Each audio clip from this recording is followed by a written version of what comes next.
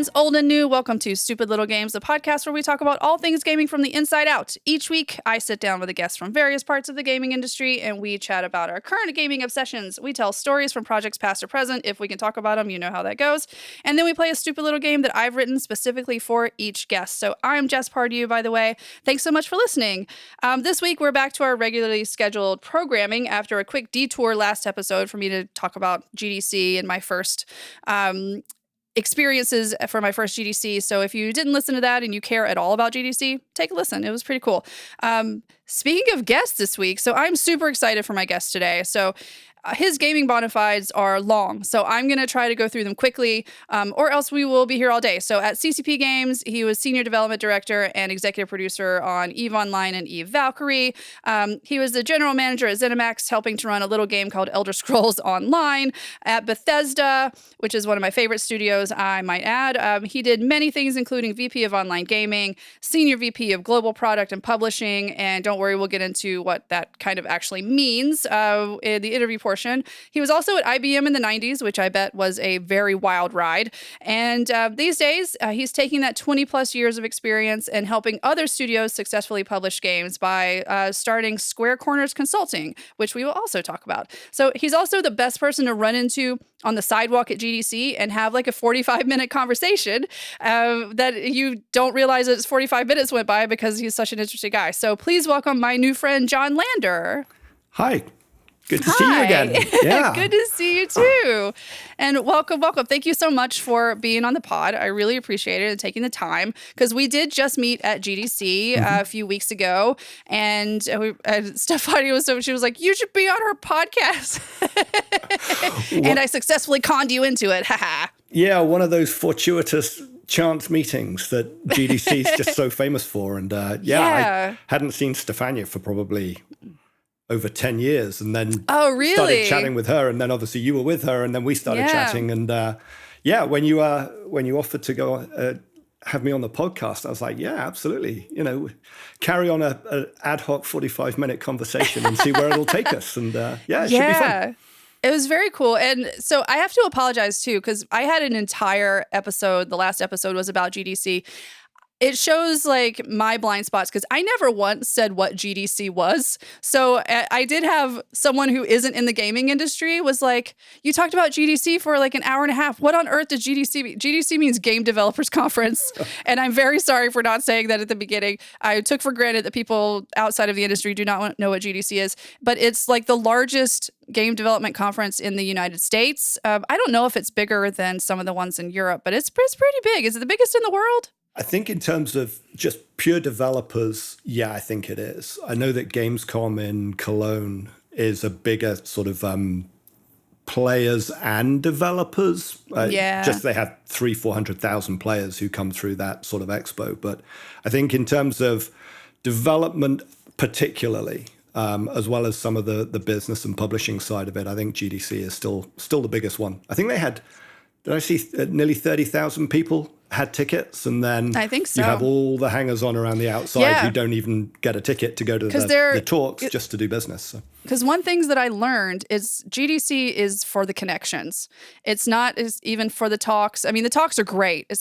But it's really like who you're hanging out with in the Marriott lobby, on the stairs at the Marriott lobby, making your business contacts, seeing people on the street and just saying, "Hey, I know you." Like that's the value of GDC, and it was really wonderful. Yeah, it's one of those things that I never really appreciated until probably since it shut down over COVID. And since it's opened up again, is networking in this industry is just so important. It's very easy to get very sort of introspective to your company or to your project. And then all of a sudden you realize when you get to the end of that, or you're looking for the next thing to do, a lot of what happens in this industry is still very much who you know. And the great thing about the industry is you can meet people randomly on the street in San Francisco at GDC and spend a few minutes talking to them. It's very open. It's very, very welcoming. So it's easy to network. I've been in some industries where networking is this whole ritual kind of crazy facilitated experience, and it's actually quite nerve-wracking. The video game industry, by and large, is very open, very welcoming. If you go up to most people and just say, "Hey, I'm new. What do you do? Kind of help." People will help out, and people will say, "Hey, yeah, let's talk. Let's grab 5 minutes." It's really at nice. our heart, we want ourselves to succeed, but we succeed by other people also succeeding. So we intrinsically want other studios to succeed, new games to succeed, indies to succeed. Like I'm right there with you. And it was really interesting. The lesson in that is don't be a dick. No matter who you're talking to, just don't be a dick, because you don't know if you're standing in line behind the CEO of a company and they can overhear you talking shit about someone and be like, that's not cool. And then you see them 2 years later and they're like, I remember you. Yeah, it's like 30,000 people go to this thing plus. But it's still an incredibly small industry. I mean, I'm bumping into people, that I met 10 years ago, and it was like, oh, you were in that tiny little conference in Europe, and yet you're here now. It's, don't be a dick. Wise words to live by, not just in the games industry. 100%. But yeah, I mean, memories are long. What we do is really difficult. Like, it's a really hard thing to make a really good game. And all of our success is consequential to, did a player enjoy my piece of entertainment? You better build up your karma reserves, because there's a lot out there right now, and people's time is valuable, and we only get success through other people enjoying the fruits of our labors. So it's difficult. Support everybody, and there's some really good. It seems like there's been a sea change in the industry over the last 2 or 3 years. It used to be heavily dominated by really big companies who were very, very business first, make money at all costs. I'm seeing in many places now that attitude is softening in light of be nice to people, make good entertainment, be good to the people who you're working with, be good to your players. We've I think come a long way in terms of when I'm talking with clients now. Success is a consequence of us making good things and players enjoying it. You can't just say, I'm going to make a ton of money or I'm going to be really good at games. You can make the best game in the world, and there are a ton of really, really good games in the world out there right now, and people just don't play it. People don't like it. It's not the right cup of tea, and that's tricky. So, just be nice, help everybody out. And most people are like that. It's a good place to be. Well, I'm so glad that I ran into you, because you were so nice, and we just sat there and chatted for a while, and then we're like, oh, we all have places we need to go. Let's do this again. But that is a perfect segue, talking about games that players want to play, into our current obsessions section. So, John, what are you playing right now? Oh, you could have probably asked this question 10 years ago and you would have got some of the same answers, which I think is pretty telling. I go deep down the rabbit hole on some of these games. That's great. So the game I'm probably playing the most of right now is Escape from Tarkov.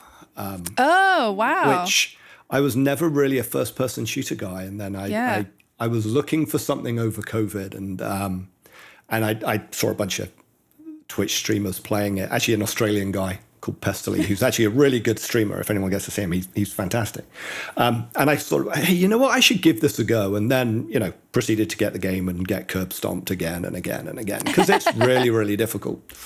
And I realized that there's a theme in a lot of the games I play, which is they are ones where they are pretty brutal on your psyche. Oh, wow. They, if for people who don't know, Escape from Tarkov is, it's an extraction shooter, probably like the original extraction shooter, certainly the one that gained a lot of traction. And if you die, you lose all your stuff. You don't just respawn with all of your gear. You lose everything. You got to go scavenge it up again. So death is really, really meaningful, and it gives you those kind of, when you extract or you've shot somebody else or you've done whatever and you win, the highs are incredible. Like that adrenaline dopamine hit that you get is really great. And then when you get killed or and you lose all your stuff, the lows are really, really low. And it's just that kind of emotional roller coaster, which I absolutely love about the game. It's got its challenges, it's got its issues, but when you get it right, like the feelings that you get from playing that game are actually pretty extreme. And I love that. So I put way too many hours into that game. No, because I've heard other people say that. Way too many.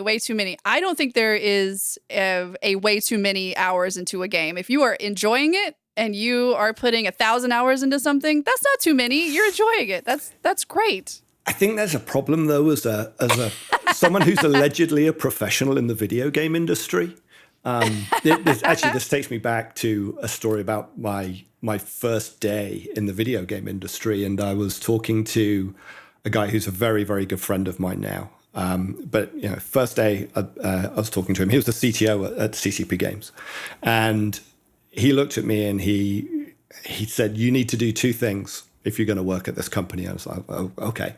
And one, he gave me this 2-inch thick textbook, which was advanced rendering techniques, because we were working on the rendering engine. He was the tech guy, and I was like, "Oh, here we go." So I started reading this book. Light reading. Yeah, really light reading. And it got through to when they were doing matrix maths and transformations and all of this, and I felt my brain coming out of my ears. And he was amazed that I got that far.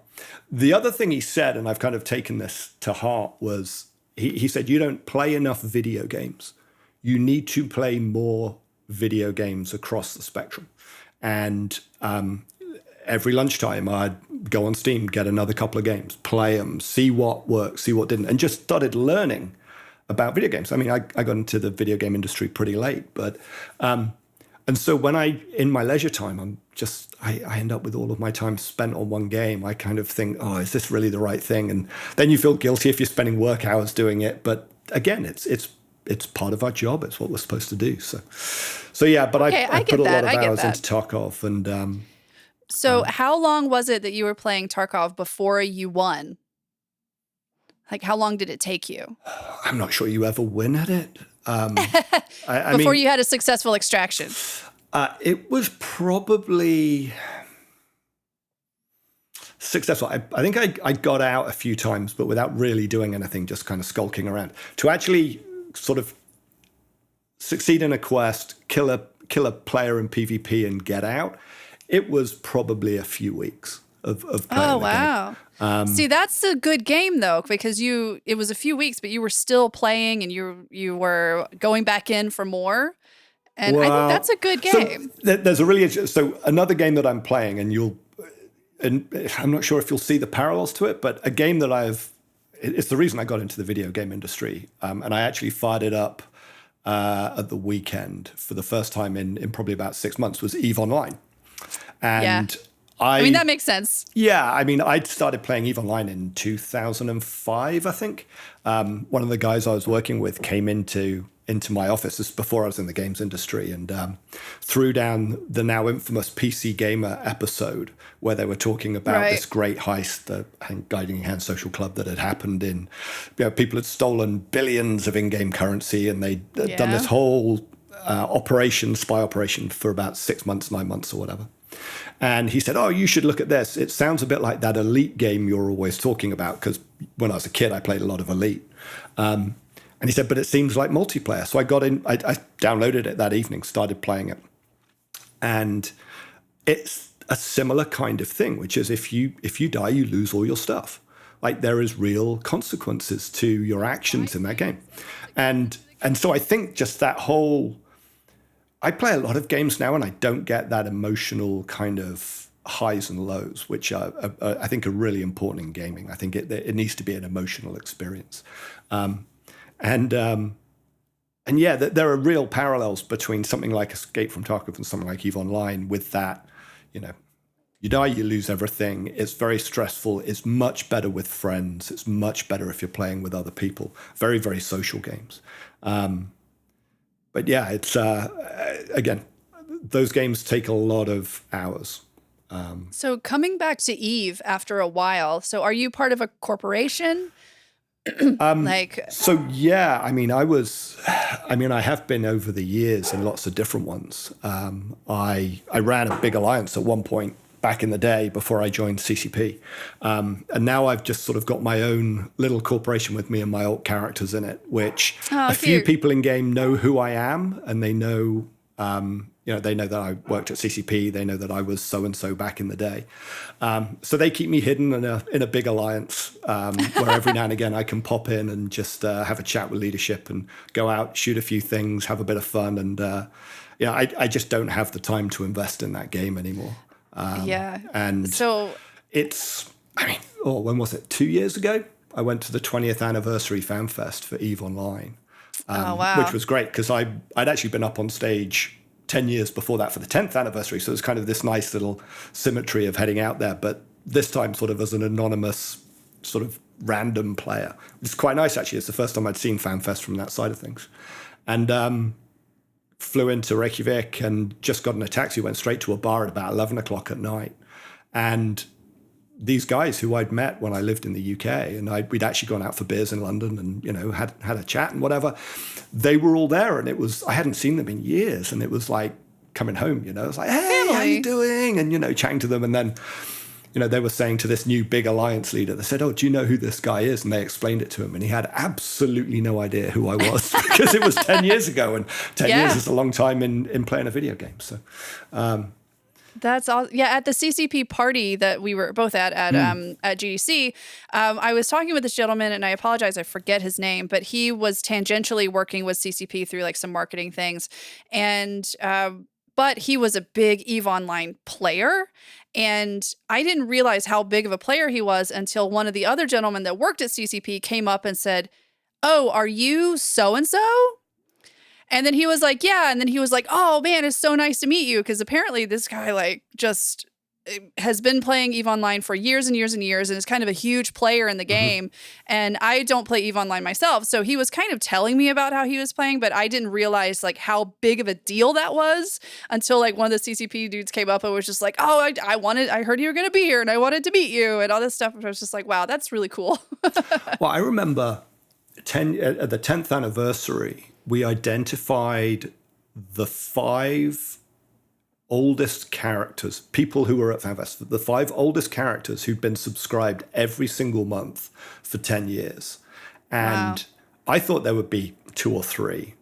It ended up that there were kind of getting close to 100 people.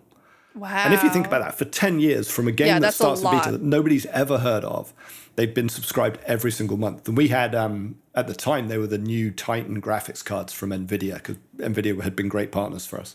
And so we got 5 of these things, 4 or 5, can't remember. But, and we did them up in a box set with the, the faction from within the game that their characters were associated with. And we brought these people up on stage and gave it to them. I bet they were and over the moon. That was 10 years ago. I wonder how many people have been involved in it now for more than that. I mean, I've been involved in it for nearly 20 years and it's 23 years old now. So it's, it's you don't meet too many casual EVE Online players. People who love EVE Online are in it. Well, that's the problem. And I think this goes back to that. How long did it take you to have your first Tarkov win? Is they talk about the learning cliff for EVE Online, and it's a big game now, and it's difficult, and it's brutal, and you lose stuff, and you feel good, and you feel bad, and you go through the whole range of emotions. Tarkov is kind of the same thing, and it's one of those really interesting games, which is, I know the data from way back when at CCP, but I don't know for Tarkov, but I imagine a lot of people play that game and they get so beaten down in the first day that it's just not fun. And so they leave and they probably never come back. I think that is a reasonable number. You've got to offset with the fact that they've probably spent 50, 60, 70 bucks, whatever it is now, on getting the game. So that kind of drags you through a bit. I'm not going to leave this investment down. I'm going to keep playing it. But if you can get through that, if you can, get a degree of mastery, if you can learn the skills, if you are the kind of weird person who likes being slapped down occasionally because when you do win, it feels so good. And I firmly fall into that when it comes to gaming. You probably stay forever. But I imagine that the drop-off is pretty significant. Yeah, that's interesting. So what I'm playing right now, um, so I've been playing like this little game called Mineko's Night Market, which is very cute, but it's kind of turning into fetch quests for me, and I don't like just fetch quests. But it's a cute. It's like, I would say it's like a indie to double A game. But I bought Monster Hunter Wilds.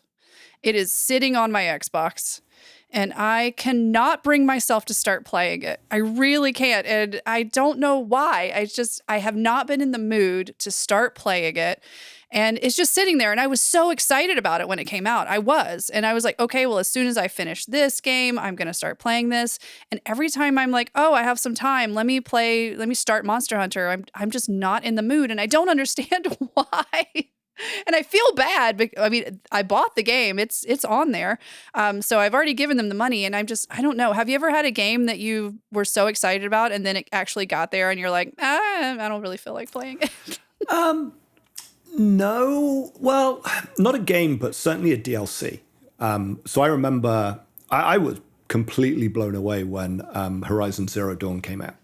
Yeah, it was great. It was an absolutely outstanding game. Loved the premise of it, loved the mechanics of it, loved the fighting, loved the exploring, loved the quest. But the story was amazing. And I got two kids. They would sit either side of me when I was playing, and they would just be there to watch the story and see what was going on. It was almost like watching a movie for them. Yeah. And I played through that game to the very end. And obviously, I'm sure many people have played it, but I'm not going to ruin the story. But when I heard that there was a DLC coming out, and I was like, oh, I cannot get enough of this. And it's weird. I just didn't. I think I maybe started it up, played for about 5 minutes, and then just stopped. Yeah. And I don't know whether it was I didn't want to be disappointed. Like, I didn't believe that they could reach such amazing heights of storytelling again, or what. Because it looked great. I mean, it was more of the same. And yet, for some reason, I just never played that game. It's still sat there. Yeah. Even to this day, I haven't played it. I'm having to look inside myself to be like, why? Because I was and my best friend was super into Monster Hunter Wilds, and I would watch him play a bit. But then when it comes from me playing him, the first boss is character creation. And I know that I don't feel like spending 2 hours on character creation but I want to make my Palico look like my cat. So I would definitely do it. But I don't know. And so now, to age this podcast a bit, we're recording on April 8th. It seems bad in this economy and this climate to be excited about anything with what's happening in the world. But this is a great week for games, like this week. So I'm excited that I didn't start Monster Hunter Wilds, because there are 3 games coming out this week that I cannot wait to play. One of them is South of Midnight, that comes out today, that I'm going to be downloading later, which I've been looking forward to for a while. I think it's going to be gorgeous, so we'll see about that. And then this Friday, Blueprints comes out, which is Raw Fury. I actually texted with Pim. Do you know Pim? Yep. Paul, who's now, yeah. So I texted with Pim this morning. I'm just like, I can't wait for Raw Fury on Friday. And what is it called? The Promise Mascot Agency comes out on Friday. So these are 3 very, very different games, because South of Midnight is like Microsoft huge adventure game, stop motion graphics, long, amazing story. It's about hurricane and it's gorgeous. So if you haven't heard of South of Midnight, please look it up. And then Blueprints is a puzzly roguelite game where you are going through this house and you're trying to find this room, but you're making these blueprints as you go along. But it's called Blueprints. That's Prince. It's very clever. And then Promise Mascot Agency. I have no idea what this game is about, but I know that you get to be mascots and you're trying to figure out what happened to some other mascots, and it's very silly Japanese game. So very different things. So I think I'm glad that I'm not like deep into a game that I'm excited about right now, because these 3 I'm going to be playing this week. So it feels bad to be excited about anything in today's climate, but it's a good week for games. So I'm excited about those. I think it's not often there's a week that isn't good for games these days. There always seems to be something coming out. I mean, outside of sort of Eve and Tarkov, It was great to play, and this is me being a homer, I guess. But when Machine Games put out the Indiana Jones game back in December, like I know Jörg and the guys up in Uppsala, and worked with them for a long time, and that game, it was weird. It really, really good fun, amazing game. Looks great, sounds great, plays great, really intelligent, thoughtful gameplay.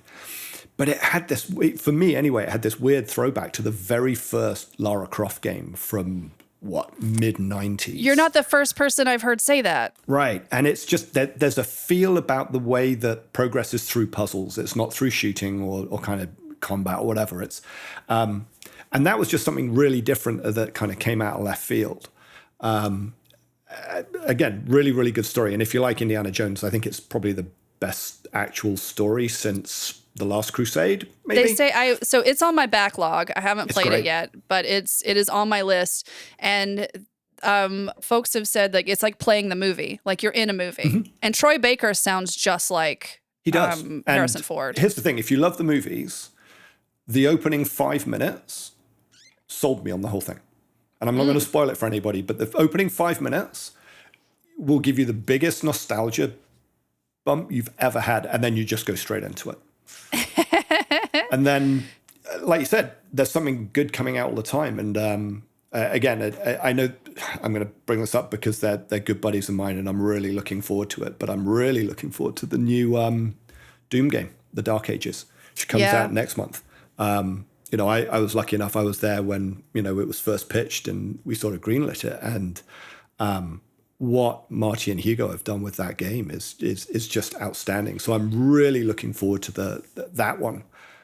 I hope that they take the new Doom game and try to play it on, like, try to run the new Doom on all these weird things like they do the original Doom. But like, can it run Doom? Like, yes, let's try to make it run the new Doom. That was one of the things that, back in the day, it's not around anymore, but Stadia, when they were first looking at video game streaming, they came to Bethesda and said, hey, can we work with you and see if we can get Doom running on this platform? Because basically a platform isn't a platform unless it can run Doom. And, true. Yeah, I've seen it running on fridges. I've seen it running on all sorts. So and Brain cells. Did you see the person who their senior thesis was seeing how long it would take to run Doom on cells? It's fascinating. I missed that. It is fascinating. It would take like 6,000 years or something for it to actually do it, but they were able to. I'll link it to you. Yeah, that'd be great. It's really fascinating. It's really, really fascinating. I do want to get to our actual interview, but I want to ask you what you think, since I did say that we were here on April 8th. What did you think of the Switch 2 announcements that happened last week? Look, I think the thing is going to be amazing. I think it's going to do wonders. I know there's a lot of people who are very grumpy about price points. Yeah. Look, video game industry is in a really weird place in that there's a lot of people who now get a lot of really good entertainment for free. Free to play, I think, has been great in terms of opening access. But the reality is people are putting a lot of their time and effort into these systems and these games. And these things demand a premium. And when people want to play video games, but they don't want to pay for them, I struggle with that idea. If you look at the Switch 1,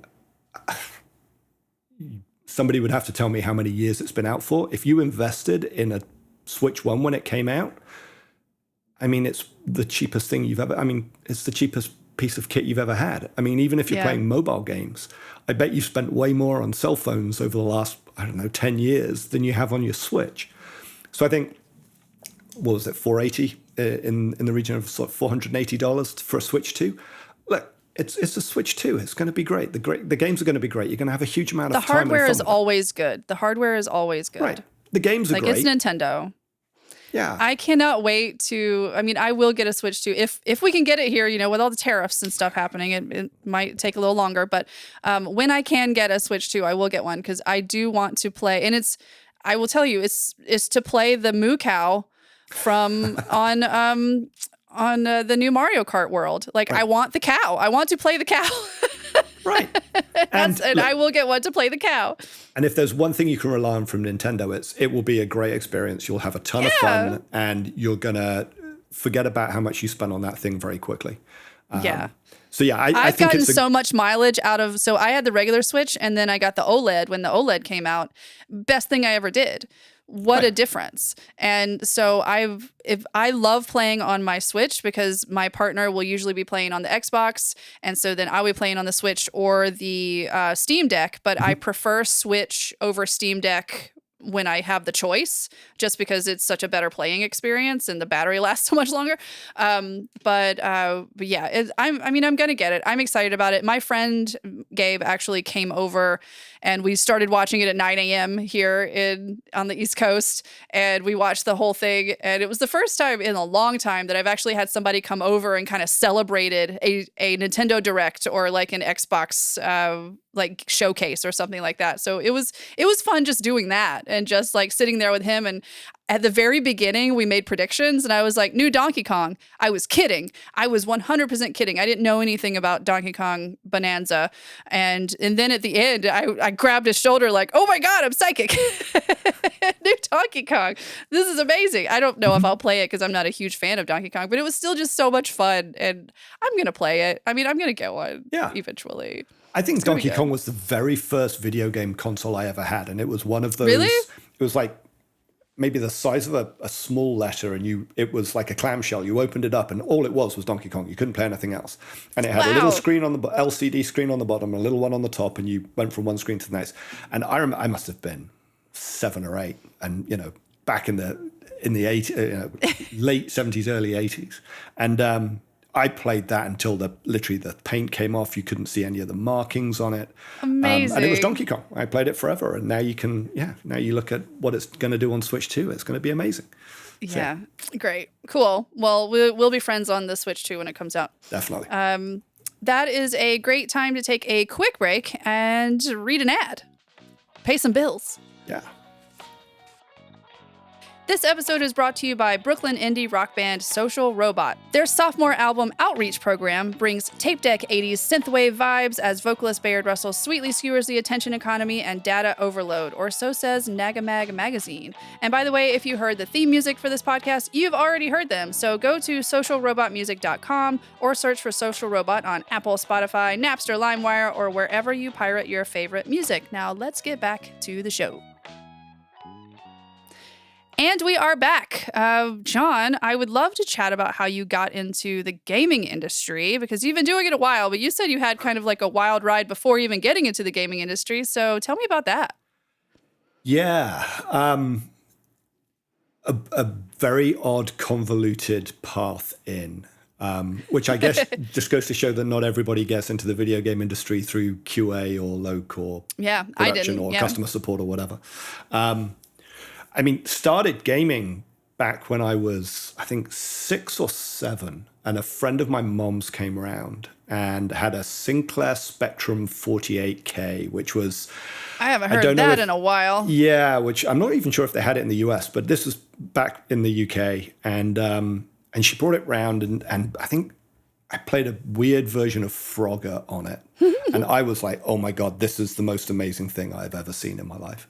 Like I said, I'd have been about 6 or 7. And I went to bed and she carried on talking to my mum. And I remember waking up in the morning thinking, I wonder if she left it for me. I wonder if she left it for me. You got to, at the time, this was like an amazing personal computer kind of thing and like super expensive and whatever. Yeah. And of course, she hadn't left it for me. It had gone. So.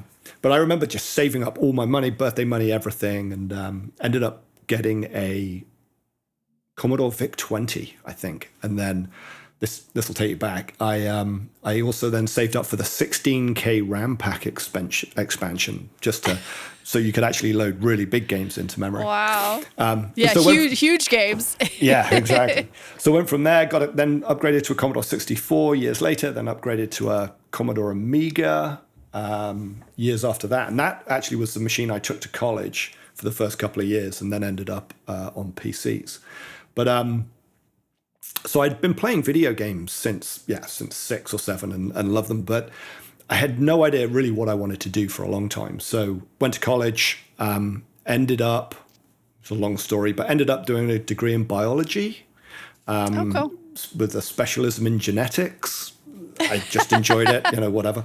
Didn't know what I wanted to do. I also have kind of an esoteric, because in college I did Elizabethan literature. Oh, cool. So it's like, and then I ended up in the gaming industry. Right. It takes all kinds. So did that, and then didn't know what I wanted to do, so ended up becoming a high school teacher. So taught for a couple of years. I did sport. I was a sports teacher. I used to do all the sports, and then did a bit of science and a bit of maths. And then realized I didn't want to be a teacher for the rest of my life. So went back to college to the careers office and said, help, I don't know what I want to do. And they said, well, I took those the multiple choice questions and, hey, this will tell you what you want to be. And they came up with accountant. And I went, no, I don't want to be an accountant.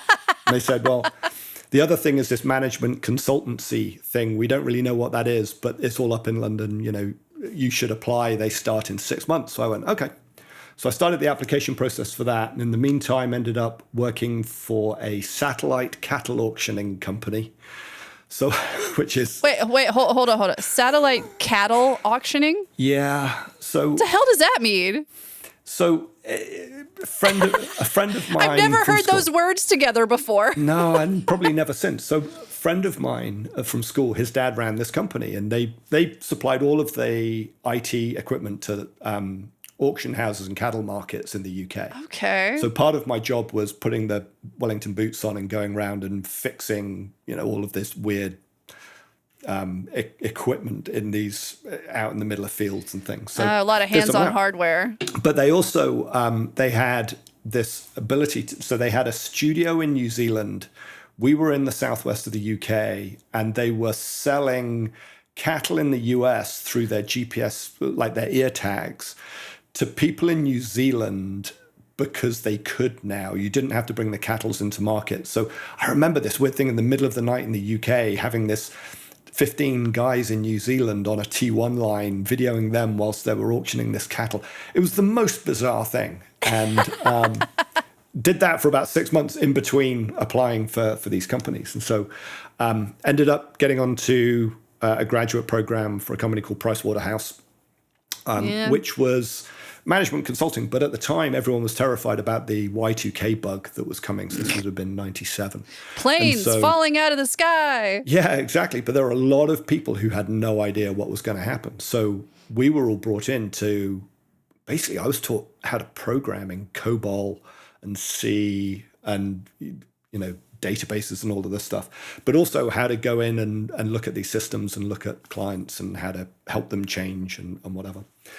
So started off doing that and had no idea really what I was letting myself in for. But when I actually started realizing this was about learning how to program and then how to help companies change through the use of IT and systems, I was just hooked, and it was fantastic because it was, you were traveling all over the world. You were working with people to help them solve their problems whilst also doing programming and analysis, all of it. It was a ton of fun. And then we got bought. Oh no, we merged with Coopers and Lybrand. We became, this is one of the longest names in the world. So PricewaterhouseCoopers Consulting was what we ended up being. And then eventually the consulting arm was bought by IBM. So got acquired by this huge American tech company. And then carried on just working across a load of different industries, from aerospace engineering, public sector, .com startups, public utilities, did some work with the Ministry of Defense, just all of these different companies. And through all of that, got a view on how do companies work, and realized that all companies work in different ways. They all have different systems. They all have different processes. They all have everything is slightly different, but there are common themes. And very quickly you realize that none of them are the right way to do things or the wrong way to do things. They're just that way of doing them. So you sort of learn all these tools that you put in your toolbox. And I think I did that for 13 years. And Wow. I got to the point where we just had our first kid, and I was getting the train. We lived in Bath in the west of England, and I would get the train up to London at 5 a.m. on a Monday morning, and I would get the train back, last train back, getting in at about midnight on a Friday. And so Honestly, though, what I've heard of Bath, I feel like that's worth it. I've never been to Bath, but I want to go to Bath so bad, especially because I used to read all the Jane Austen and, and everybody goes to Bath. Yep. It's where I went to college. So that was my university. And so a ton of my friends stayed there. And after moving around the world for a bit with this consulting job, settled back in Bath. But I wasn't seeing my kids at all. I would see them on Saturday morning, and then the last thing I see would be about whenever they went to bed on Sunday night. And I thought, yeah, that's tough. This is not the right lifestyle for me right now. And consulting was a ton of fun. Loved it. Thought it was great, but it just wasn't the right thing. And I was at that point where if I was going to make a meaningful change in my career, now was the time to do it. And I mentioned earlier, one of my buddies at work had thrown the PC Gamer with the EVE Online article in. So I was thinking, maybe I should look at the video game industry. And I looked at the video game industry and realized I don't know anything about it.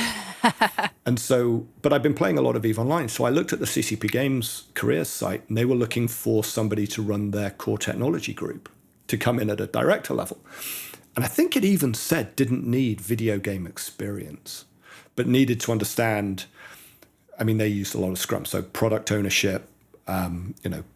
Can you also be a Scrum Master? Can you, are you used to working across different countries? Can you work across multiple groups? Can you do stakeholder management? All of the really boring things that everybody knows, which you still also have to do in video gaming. It's, it's transferable skills. And one thing that I actually really like about CCP, because Stefania and I, and Orvar and I were actually talking about this, they actually take chances on people a lot that aren't specifically, you've been doing this for 20 years. You may not have necessarily been doing this for 20 years in the gaming industry, but it's the same skills. It's all transferable. Right. And look, it's a country of 350,000 people. Yeah. The talent pool is not that big. I mean, I'll be honest, Icelanders are super talented. I have a huge amount of time for all Icelanders, but if you need somebody with global experience of doing it, they don't. The chance of you finding one that's native to Iceland isn't there. So they'll take a punt on you.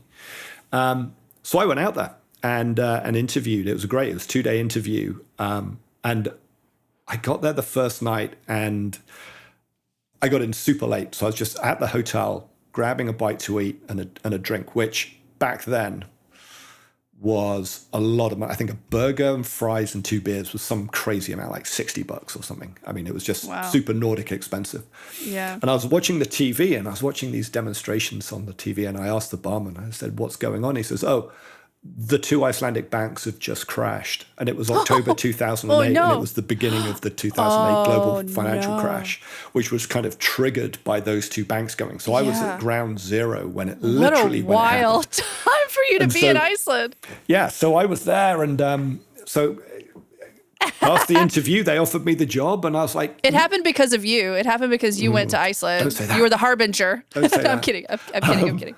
But they offered me the job, but I couldn't take it because the global economy was going to pieces. Nobody knew what was going to happen, and I wasn't going to move my family and my kid away. So I said, "Look, I really want to work for you guys. I love the game, but I just can't do this. It's too risky right now."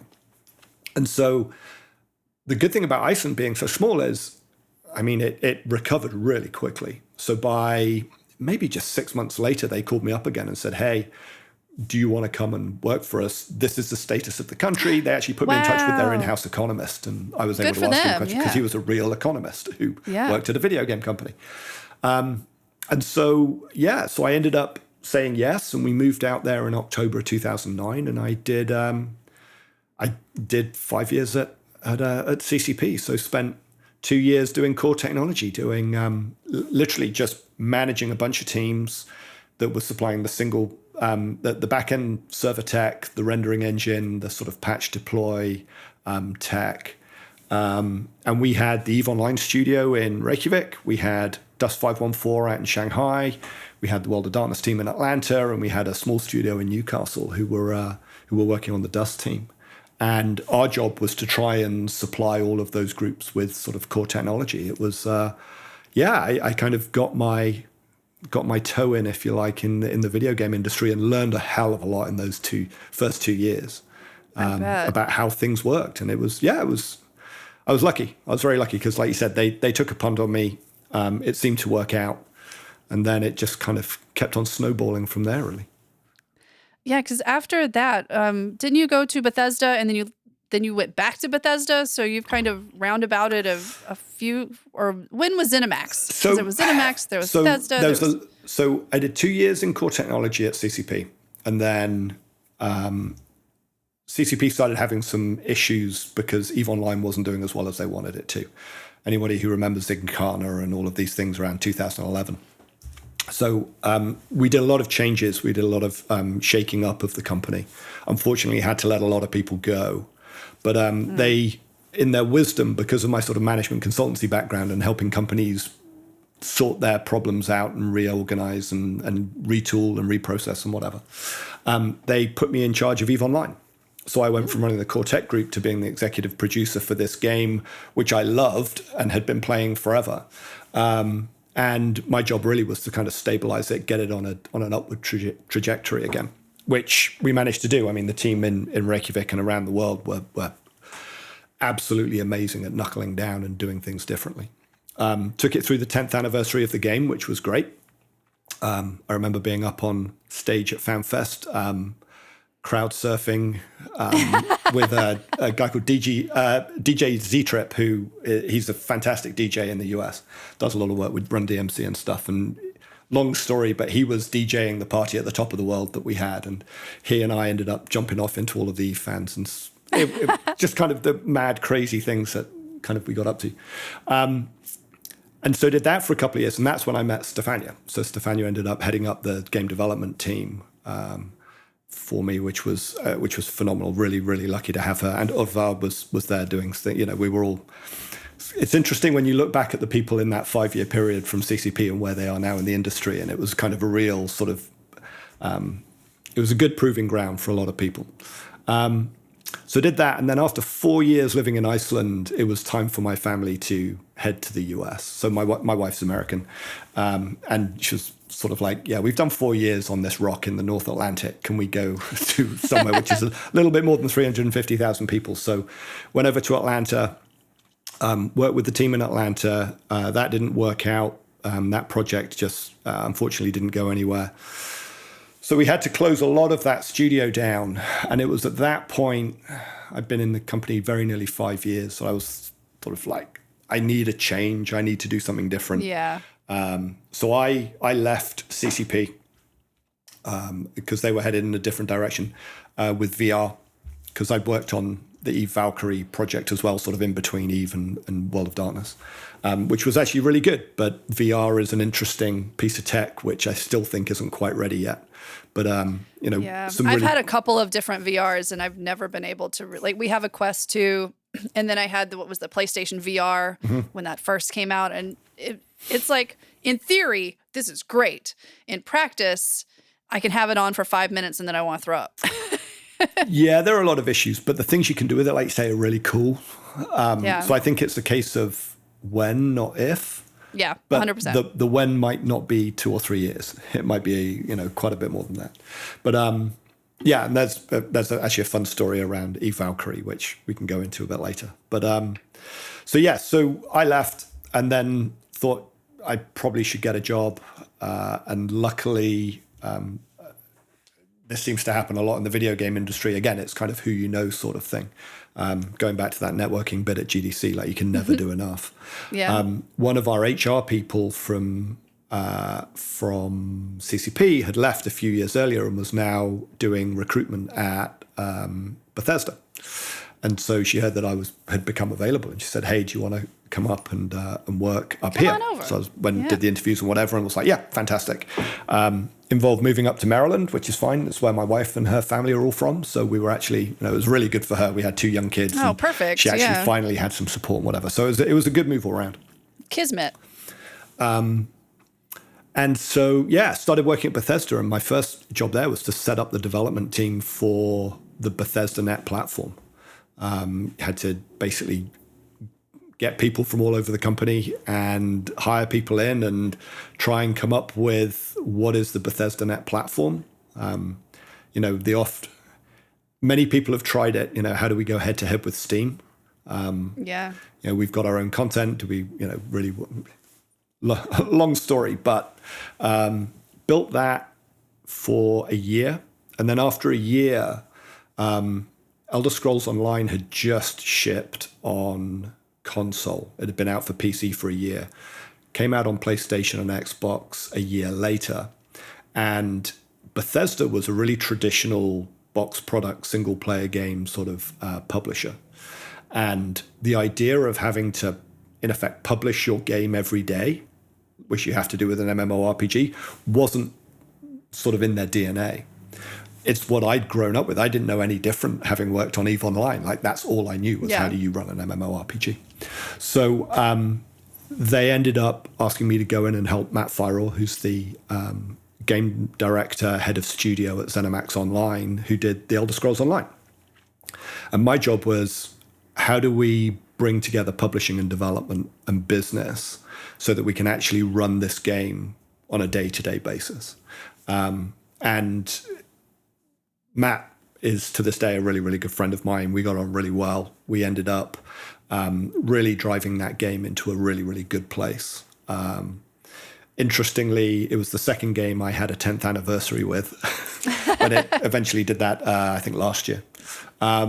Did you crowd surf again? I didn't know. I kept out of that one. I was much more in the background on this. Matt is very much the face of Elder Scrolls Online, as he should be. He's kind of the heart and soul behind it. But we built that up into a really, really big franchise, into a really, really big game. Very, very successful. I played Elder Scrolls Online. It was really fun. And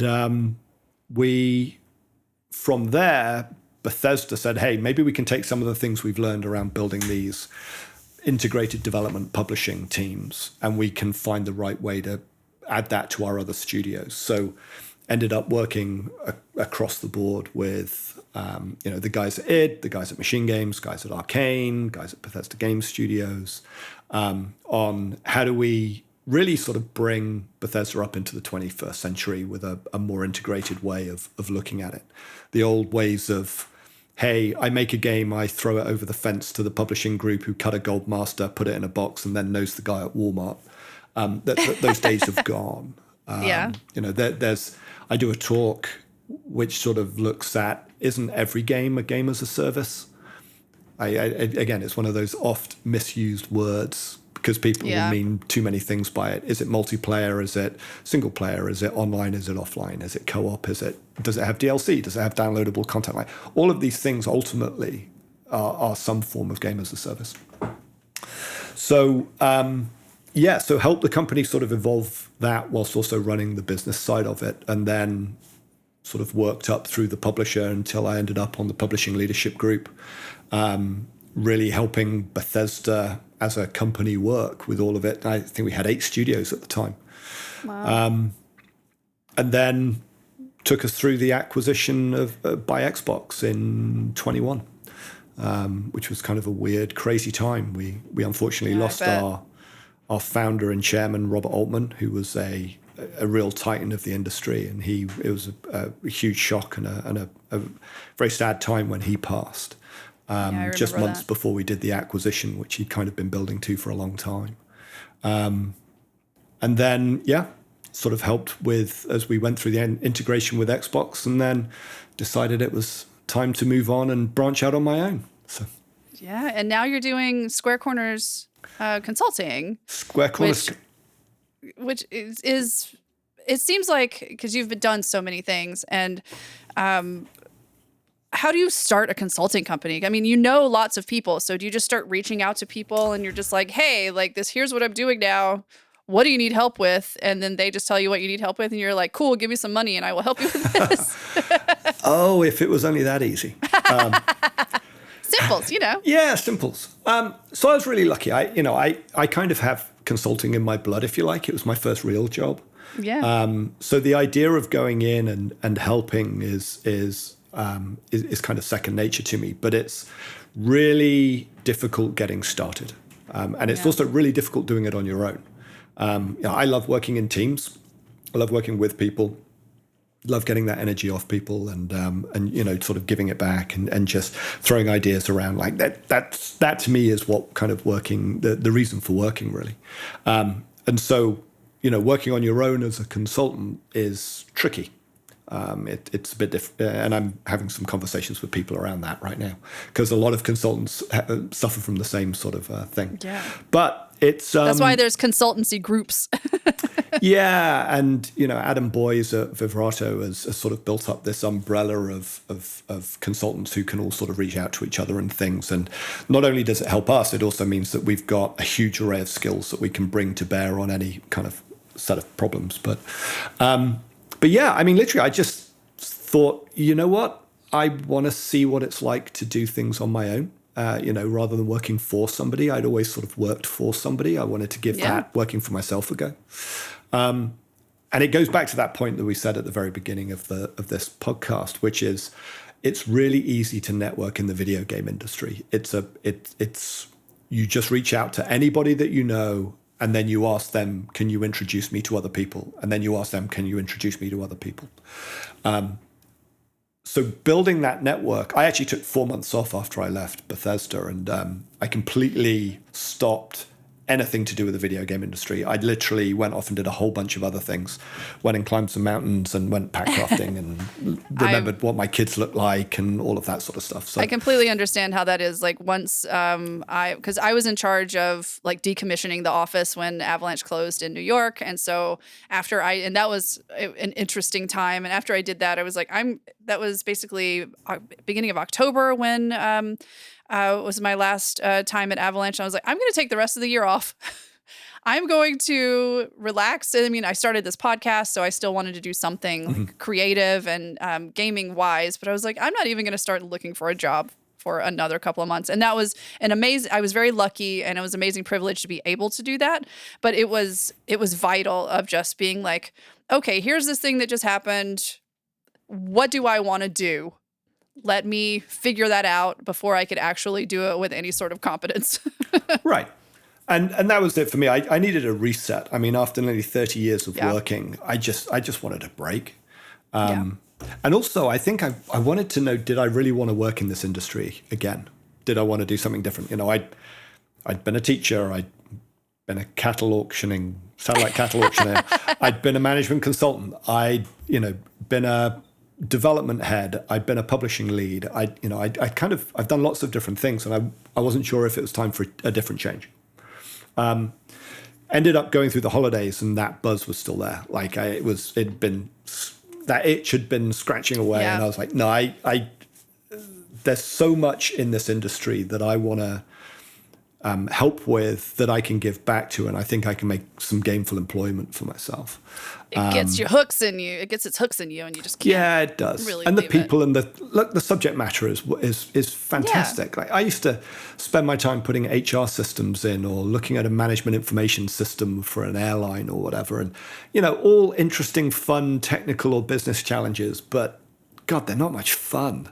And so actually, being able to just video games is what you do. I mean, it's a huge privilege, frankly. I mean, it's amazing. So I thought, look, I know consulting. I know a lot of people who I'd been speaking over the sort of the 3 or 4 months off, and a couple of friends of mine had companies, and they'd asked me for a bit of advice, and I was like, yeah, I've got no problem giving a bit of advice out. And what I realized was that my experience and the things that I'd seen both at CCP and at Bethesda was a set of experiences which I took for granted. I've worked at 2 video game companies in my career. I thought everybody was like that. And you realize that what I completely took for granted is amazing words of wisdom to other people. A lot of what people tell me from the indie space and from, third-party publishing or whatever, I'm going, oh my God, I had no idea. And, and I think we don't realize that our industry is so multifaceted that there are very few people who kind of know everything. So it's a great opportunity to learn. Yeah. But I realized that some of the things that I look for as a AAA publisher or a AAA developer, if you take a bit of that and you apply that in an indie perspective, it can make a massive difference. And this was what was happening with some of these friends of mine that I was talking to. So I thought, you know what, I can make a business out of this. So did the networking, built the network up. And again, at some point, you just hit this critical mass. And it took me from the start of January, I literally did the LinkedIn networking, I did the cold calling, I did the Zoom calls and whatever.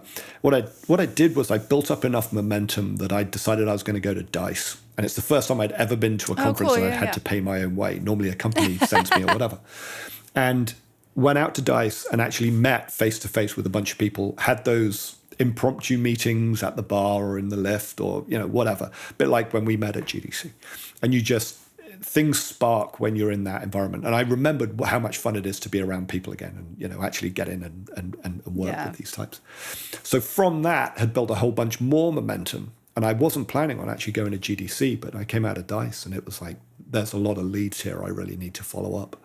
Went to GDC and honestly, since then, it's probably the most busy GDC I've ever had in terms of, I made the mistake of not giving myself enough time between meetings to one, of course, recover, and B, get from A to B. Yeah. But anyway, really, really good. And now things are beginning to hot up and I'm beginning to sign a few deals and beginning to, help a couple of companies, everything from tiny little startups. I've got one guy who's actually in Reykjavik. He runs nice. Dolphin, who runs VTAR Games. Oh, yeah, I met him. Yeah, he's a lovely guy. And they've got a really good game, really good product. And I'm just kind of helping him with a few things, all the way up to some really big sort of AAA devs publishers who are looking for, honestly, how do we integrate our development and publishing earlier? And how do we become more complete? Because so many people are leaving that bit sort of to the end. And you can never have enough publishing input. An inevitable afterthought instead of planning for it from pre-pro. Right. I mean, look, it's one of the lines I use in talks is the hardest things we do in the industry is make great games and put them in the hands of people who didn't even know that they wanted to play this game. Like doing that, and then for those people to actually enjoy the experience, that's all that we do. I mean, it sounds really easy. It's not. It's incredibly hard. It's incredibly complex. It's very expensive. And it's not easy. It's really hard. But when you boil everything down, that's what we do. And so when we look at like a development studio, everybody gets their creative director and their tech director and their art director and their game design director. And they have all of these directors and lead people who are focusing on how do I make an amazing game. I've seen so many games out there who never make it into the hands of players. So why aren't these studios thinking, how do I go that final yard? Because like we said earlier, the industry has moved. There isn't now somebody that you need to go and get a disc cut and a box made and who knows the Best Buy people who are going to put it on a shelf. You don't need that anymore. So why aren't people at the very beginning saying, how do we go the final mile? How do we get our games actually in the hands of other people? Why do you want to just hand all of that over to somebody else? And this is part of the ongoing questions that the industry is looking at as it goes through a period of change. Because I genuinely think we're at a bit of a crux point where carry on going as we are is unsustainable. So we're going to have to do things differently. It's what myself, Adam, Elizabeth Howard, we're all looking at how do we actually advise people that there is a different, better way of doing things where you work much more in partnership. It's not people grabbing this or trying to get control over that. It's how do you make great games, put them in the hands of players and delight them with it? And not enough people think about and put it in the hands of players and delight it. It sounds very simple, but it's not simple at all. It's not, and nobody's done it. So if you actually look at the vast majority of development teams, they just don't think about it because they've never had to think about it or been able to think about it. And when you actually say to them, and again, I was talking to one company And they were looking at, do we go early access? And what's our price point? And then what do I do at launch point and whatever? And they're having this conversation 3 years into the development process. And I'm going, well, look, if you'd thought about this at the beginning, you could have built your content plan like this. And then you could have, had a price point here, and then you wouldn't have to drop it. And then all of these things, which are really, really important, and people don't know that they're allowed to think about it early because it's not where their skill set lies. That's where I can come in and help, which is, hey, I can set up that framework for you with you so that you've got something you can own so that you can drive the conversation rather than have it driven to you.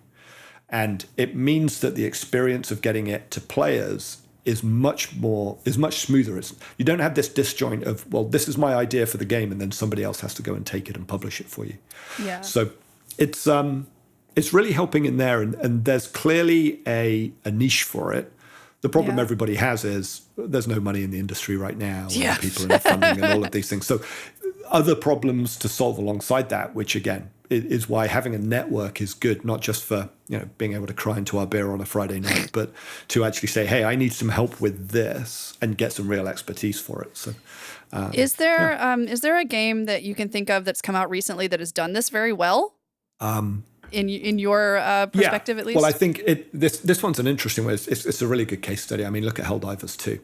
I knew you were going to say Helldivers 2. Because I was about to say, because Helldivers 2 has been so successful on so many different levels. Right, but it also screwed the pooch a couple of times and yet came back from it. It took, 8 years or something like that? It took a while, but I mean, just look at some of the missteps that happened basically because the developer and the publisher weren't completely aligned. And this is kind of one of those things, which is wherever I've worked, we've brought the publisher and the developer in together so that they're on the hook together. They've both got skin in the game, and it's a peer and it's a partnership relationship. It's not an us-them. There isn't a gap between them. CEO at CCP, Hilmar, who is a very clever guy. I've got a huge amount of respect for him. He's a good friend. I'm pretty sure it was him who told me this, although it may be me paraphrasing it, which is quite possible. It was a long time in the past, but I've lived by this ever since, which was if you can get a cigarette paper between development and publishing in the industry today, you are going to fail. There is no excuse for it. You have to be like this because honestly, the differences between development and publishing now, players don't care. Players don't know that this is one team or a different team. And so I think what Helldivers did, I think the way they engaged their community, I think the way that they had some advantages. They had an IP, they had a track record, they had a following, but they won. Most important thing you can ever do in video gaming. They made a great game. They made a really, really good game. It was fun. They thought about how they were going to have ongoing engagement both in and outside of the game with their community. So second most important thing, they cared deeply about what their players were going to experience and that they wanted to delight their players. So I think they did a phenomenal job with that. I still think they do a phenomenal job with it. I think the other pieces around platform and around, some of the hiccups that they had post-launch are a case of they just weren't all on the same page. And that's what you've just got to cut out because almost exclusively to them, you often don't get a second chance. And they did because of the weight of where they were, how they were able to recover with their community. So I they think at least said, Helldivers "We're sorry, really we're changing it back. We're sorry. You're right. We're changing it back." Hey, look, we're going to put the player first. So another thing, I've got a whole bunch of these little truisms or whatever, but it's kind of the things that I live and I run my business by, which is. Profitability is a consequence of making a great game and treating your players right. And I think when people realize that nobody is entitled to make money or be profitable, these things are a consequence of making a great game and being true to your audience and realizing that they will give you money as a consequence if they are entertained. You have no right to just push out whatever you want and you will get money. And so I think if you realize that it's a consequence of you doing good things, you work out what the good things are and you go about doing it. And I think not enough people think like that. So, words of wisdom that you're getting for free from on this podcast. I've always said it's an educational podcast. I've always joked. And so, but I do want to get to the game because I don't want to take up too much of your time, but I want to ask, there's two things that I want to ask. There's one thing that you're doing that I am like super into, which is trying to, you're sourcing efforts to like centralize some gaming terms, which is really interesting to me because different companies call things by different names. And so where did this come about and how are you going about trying to make this, this like centralized terms? Because I am into it. And if I can help you, let me know.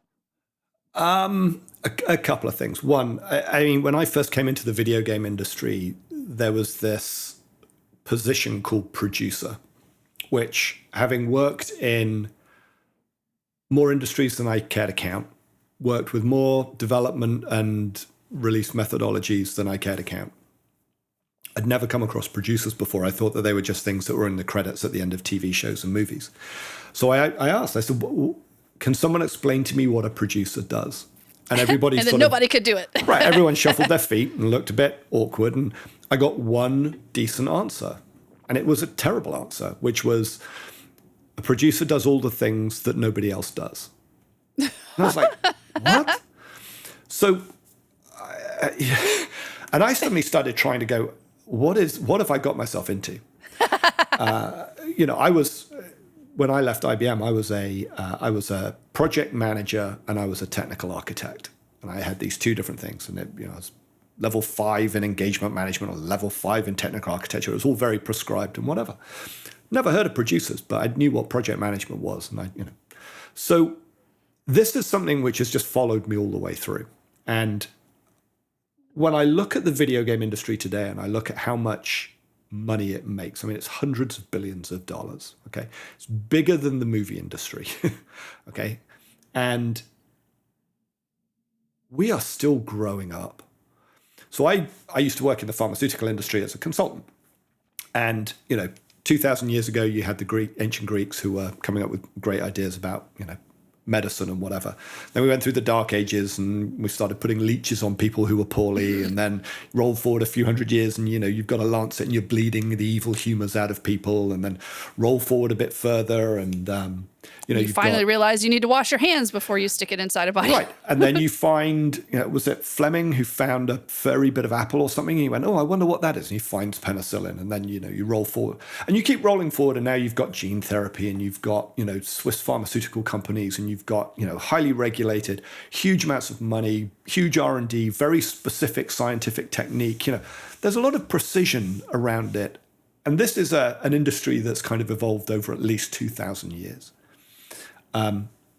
When I look at the video game industry, and to be fair, let's say it starts in 1970. Okay, I know there's some bits beforehand, but let's say the video game industry starts in 1970. So we're 55 years in. I would say we're the equivalent right now of kind of 1880s selling snake oil out the back of a covered wagon heading west.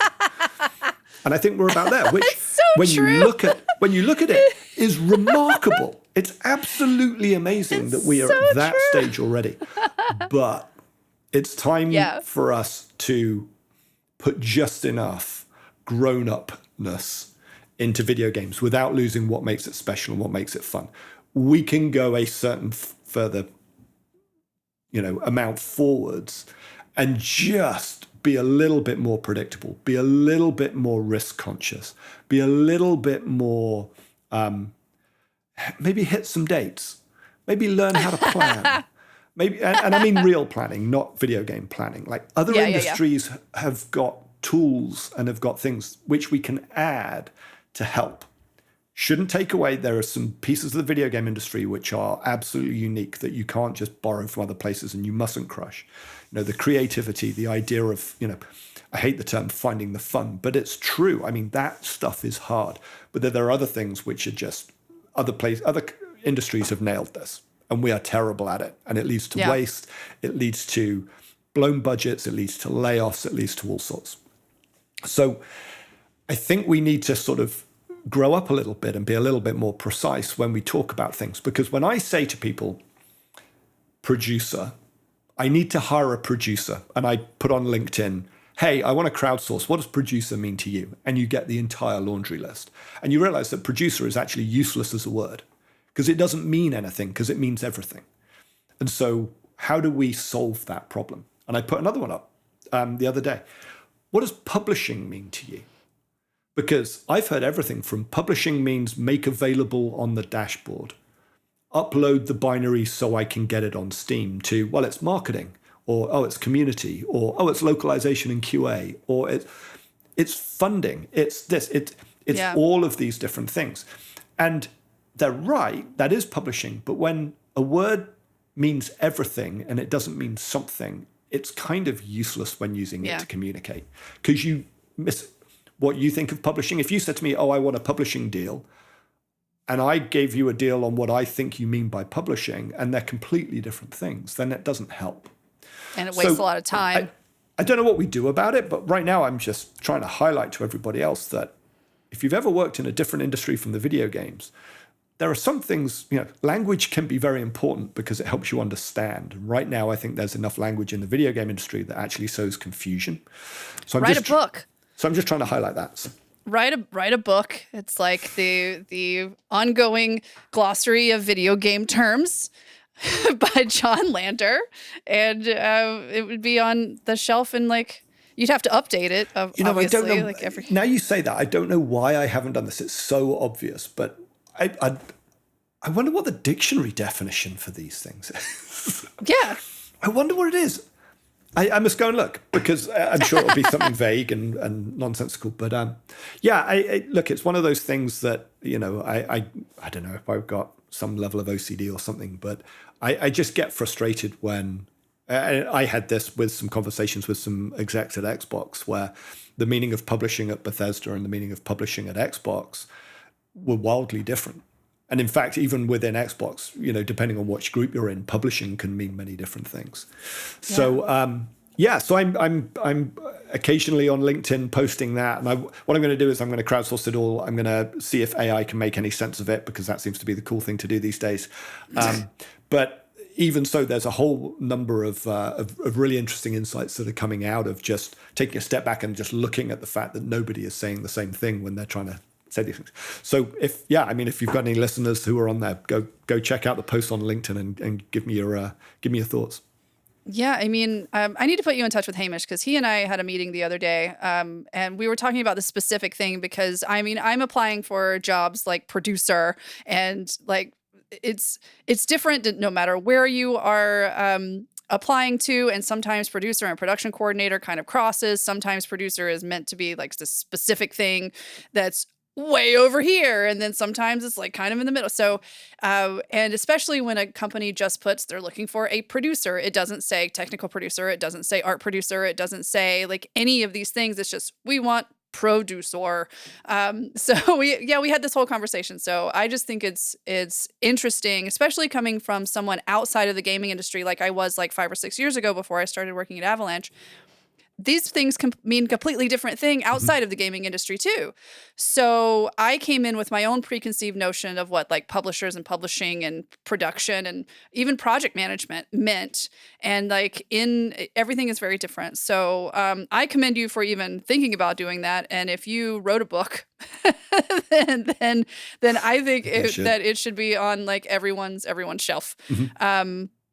Cool. So my last question for you before we get to your stupid little game is something I ask basically everyone is like, what advice would you have for a newbie game dev that's coming into it right now in the year 2025 in this landscape that they want to get into the game industry? What sort of advice would you have for them?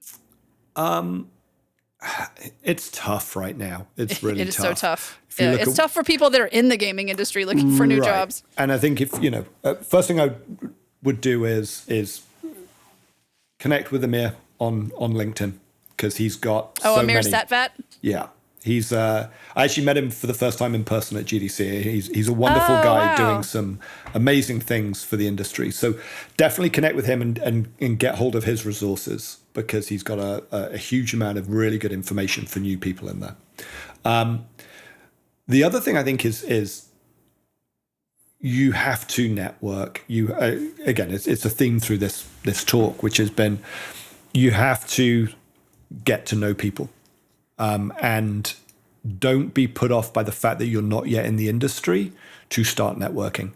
Find a person, find a thing. I remember when I applied to CCP.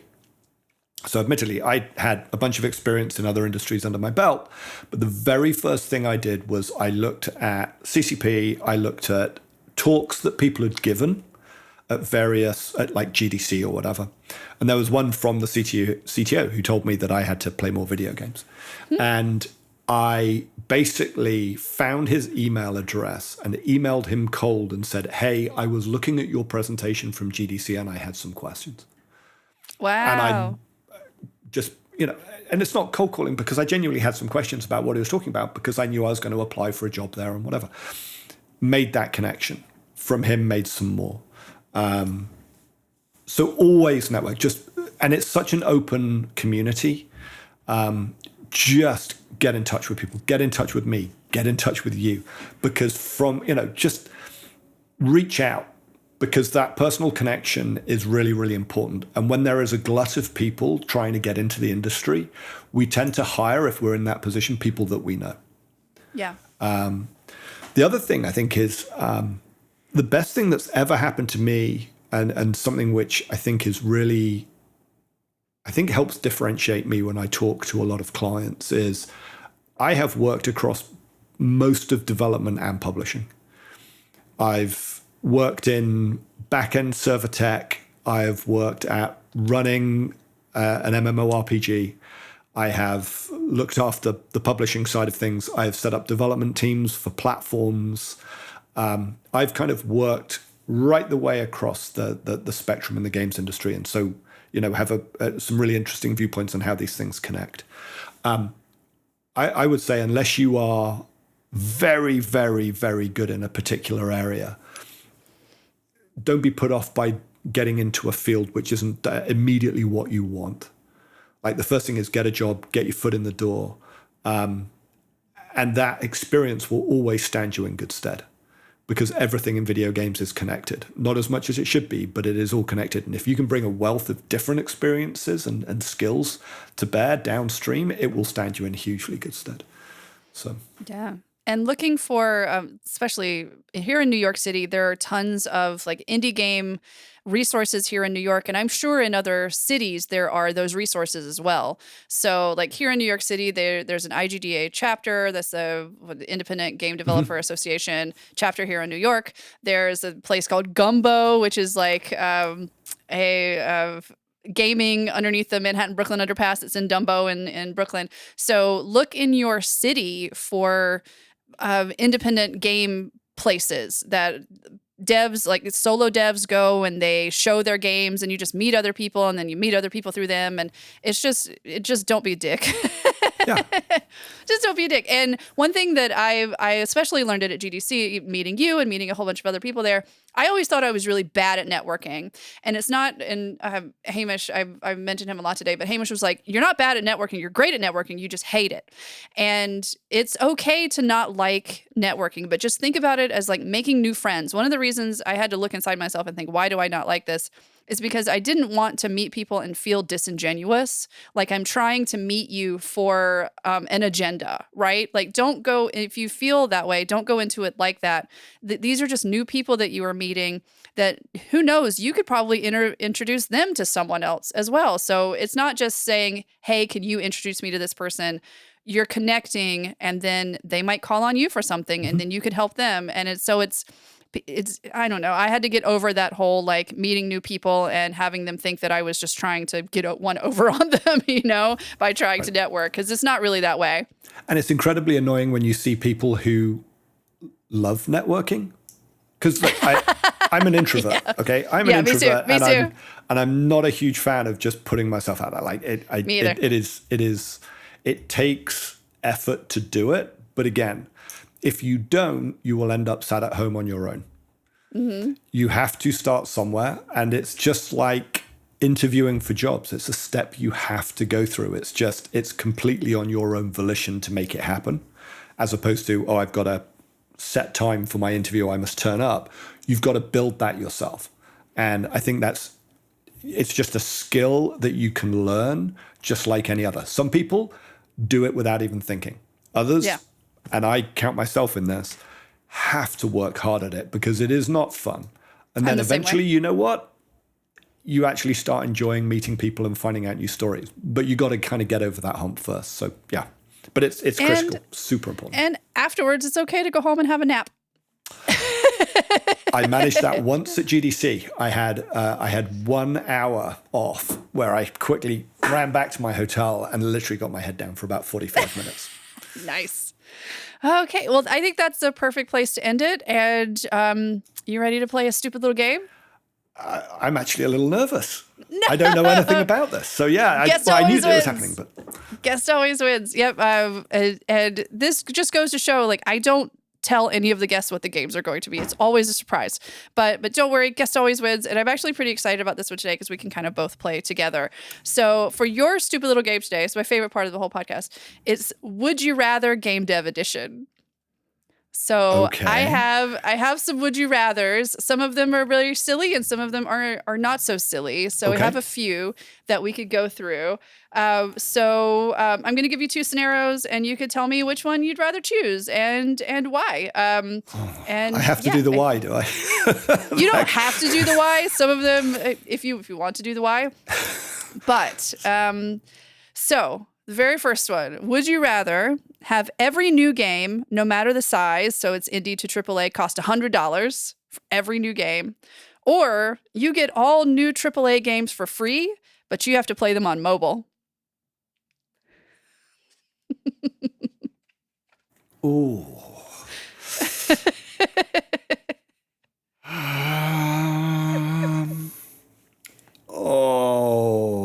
I think I would go with, I would pay $100 for every new game. I would too.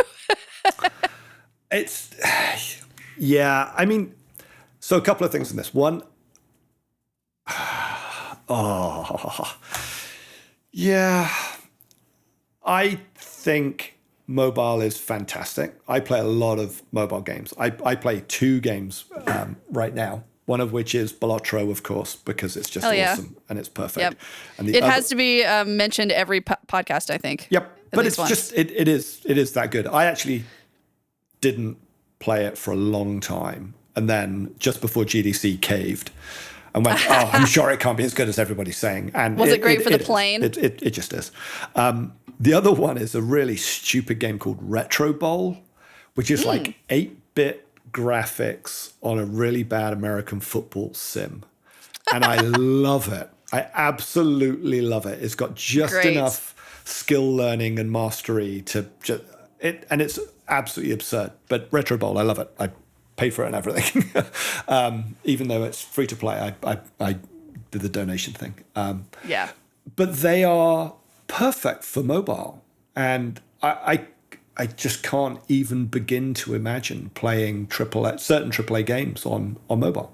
I mean, I remember once, it was with Stadia, and we actually got Elder Scrolls Online running on Stadia, and I was playing it on my cell phone. And we were actually in a leadership meeting, and it had just gone live, and I said, "Hey, everybody, look, I'm playing Elder Scrolls Online." And I played it, and I just couldn't handle the form factor, and I wanted it to be big, and I wanted a mouse and a keyboard, and I struggle with a controller, let alone with trying to play it with this, because I've always been part of the PC gaming crowd. So, oh God, no! If they were free, it wouldn't matter. I still wouldn't play them on mobile. I just couldn't do it. Yeah, I agree. So I have some mobile games that I do love to play, but they are made for mobile. Right. Like if a game is made for mobile, great. So yeah, I agree. I would pay $100 for every single new game before playing everything on mobile.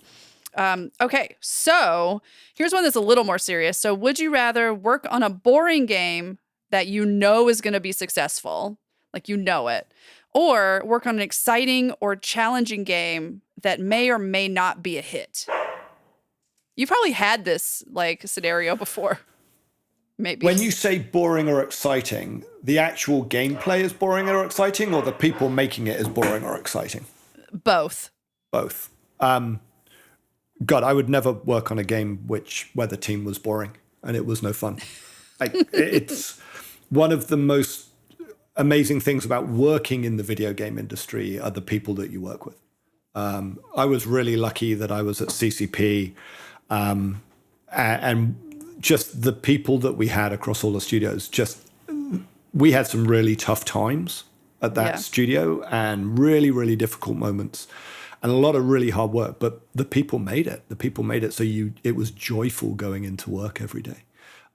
So if I'm working with a terrible team, like no, or if I'm terrible on that team, no, it's time to do something different.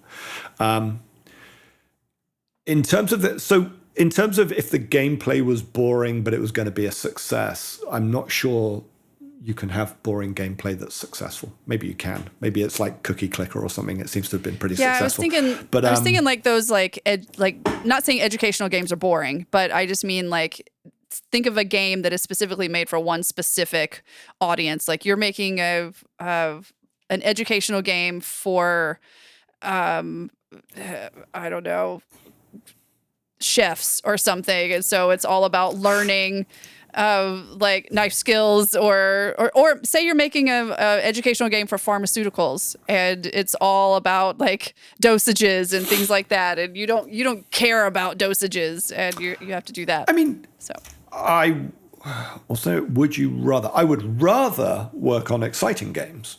But I think if it's a successful game, even if the subject matter is boring, there's still some fun game element to it. I think that's the great thing about what we do is you can make the most boring thing in the world. If someone's enjoying it, then there's some fun to be had there. But no, I mean, exciting gameplay, always cool, always great. But and look, there are enough super exciting games which aren't successful. So very true. I'm not sure I've given an answer there, but. No, I think either? You did. Am I allowed to say either? You're allowed to say either.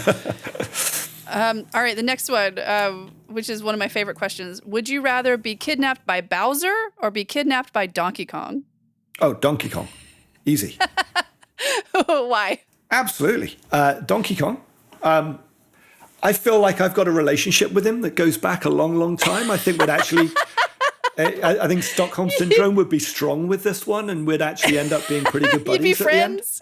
At the end. I've got a beard. I'm going bald. I haven't got as much hair on my head, and I've got the hairy beard and everything. So people have often said that I look like a strategically shaved ape. Anyway, so I think we'd probably get on well with Donkey Kong. So Donkey Kong definitely. I mean, you'd at least get bananas. Yep. I don't know what you'd get with Bowser. Yeah, I mean, Donkey Kong, you get as many barrels as you can deal with. I don't know. Get the occasional princess brought along, probably be quite cool to chill out with a princess every now and again. Yeah, I like climbing, awesome. And he tends to climb up, scaffolding and things. So yeah, I think Donkey Kong. That was an easy answer. That's awesome. I think I would also rather be kidnapped by Donkey Kong, but I think it would be cool to just kind of meet Bowser. just to be around him for a minute, just be like, here's what you're all about. Okay. Is he misunderstood in the games? Who knows? I bet he's got some good stories to tell. It'd be good to he does. Maybe grab a pint with him and just, say, tell me a little bit about yourself. What's going on? He's got a bunch of kids, though. His kids seem to be like absolute brats. That's why you go to Diddy a bar, Kong. catch him without the kids. Diddy Kong at least seems very cool. I would be into hanging out with Diddy Kong. All right, cool. Would you rather play GTA Vice City, but all the music is replaced with experimental acid jazz? So Vice City being the amazing 80s soundtrack, which is one of my favorite soundtracks in any game ever. Or you have to play Breath of the Wild, but there's no run button. This was actually really hard for me. This is difficult. I'm not sure I could handle acid jazz, I remember back in the day, I used to listen to acid house. I mean, I was still at school at the time, but acid jazz, no. And it would not go with the vibe of that game. No, it wouldn't. Not at all. Breath of the Wild without the run button. I mean, both would be horrifically painful, but I think I would, I don't know, maybe, Breath of the Wild, I think I'd have to go with that one. God, it would take you forever to get from like Kakariko Village to Hyrule Castle Yeah, without but running. the acid But at jazz least you have thing horses. acid jazz would lead me to very quickly jumping off a cliff. So I was trying to think of like, because I'm not saying experimental acid jazz is bad. I'm just saying that it definitely would not go with GTA Vice City, which is one of the best Right. soundtracks in a video game that has ever happened. And I like jazz. I just can't do acid jazz. I've been to a few, like it's New York City. I've been to a few really amazing jazz clubs, hearing jazz, and the more and more kind of experimental it gets, and it gets like atonal, and like I can't, if I can't like bop along to it a little bit, at least it's really hard for me. So I think I might also For me, Breath of the Wild with no run button. For me, it's this, which is if Vice City had never had the original soundtrack, if its original soundtrack had been experimental acid jazz, I could probably cope. But the fact that I know what that soundtrack is for that game, it's just anathema now. Yeah. That's why I chose that specific game. Good choice. Here's a little more serious and like that people do have to make the choice on. Would you rather work for a company for lower pay, but you never have to do crunch? Or you get paid more, but there's like crunch sprints all the time and you're just expected to do it? Difficult question, because you can kind of see a bit of both. Yeah. I think with a couple of caveats. I mean, look, I've worked, like I said, across a bunch of different industries. I mean, when I was doing consulting, there were times I slept under my desk. You know, you're working on a bid, it's super late, but we were management consultants. We were being paid a lot of money and we were expected to get the job done no matter what. Yeah. And here's the other thing, which is we were also kind of professional project managers. Like we had our shit together. Like we weren't just dithering around and, oh yeah, forgot about that. Sorry guys, everybody needs to work. Like it was very deliberate when we did it. So I have no problem personally. This is a very personal view of, pay me a bunch of money and make sure it gets done. I'm all good with that, so long as there isn't incompetence that is just causing that to happen. And I think that happens in a lot of places. And I think this whole, we've got to find the fun and you can't put a schedule around that. Like, guys, grow up. I think there's a lot of, again, it's that maturity in our industry. I think we need to get better at doing that. There are times when money's running out, time is running out, you want to do the things that you got to do. It's through no fault of anybody's and you got to do a bit of crunch. I personally am okay with that. I think it being expected and we're building into the schedule that you need to crunch is unacceptable. And I don't think that is fair. And I don't think, incompetence on your leadership or on your, heaven forbid, producers or project managers is acceptable. And I think, if the alternative is the company goes bust, what do? You end up in this horrible situation. But again, incompetence, those people shouldn't be doing this. They shouldn't be allowed to do it. I think pay people a lot of money and you have to occasionally pull your finger out and go above and beyond what is already a very difficult job to do. I personally don't have a problem with that. I probably quite like the overtime. But I think if you're doing crunch and you're not being recompensed for it, then that's a problem.